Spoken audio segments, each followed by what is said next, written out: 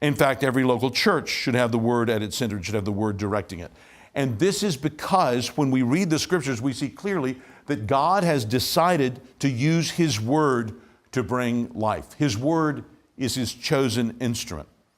I've often recounted the story of being at a reception at a think tank in Washington years ago when David Daniel had just published his new biography of William Tyndale. And this man who was hosting the event and I had both read it. He had written a review of it in the local paper I just read, and I was about to go give a paper on it. So we hit upon that as something to talk about, and I just said, well, what did you think of it? And he said, oh, it's pretty good. He said, except it had that typical Protestant squint. My friend was a Roman Catholic.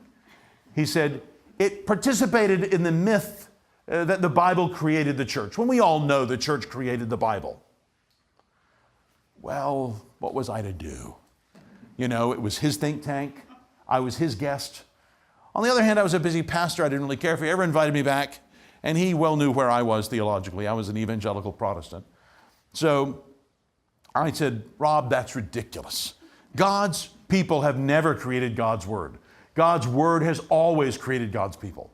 From when He speaks and the worlds are created to Genesis 12, where His word of promise goes out to Abram and Abram responds. He's made God's father of God's special people, to Exodus 20 when the words go out in the Ten Commandments and Israel is taken as His special nation, to Ezekiel 37 in the vision of the valley of the dry bones, when this vision is given of God's life coming through the Word, the Ruach, His Spirit coming with the Word, to John 1 when the Word came and was made flesh, to Romans 10, faith comes by hearing the message about Christ. I really did say all that.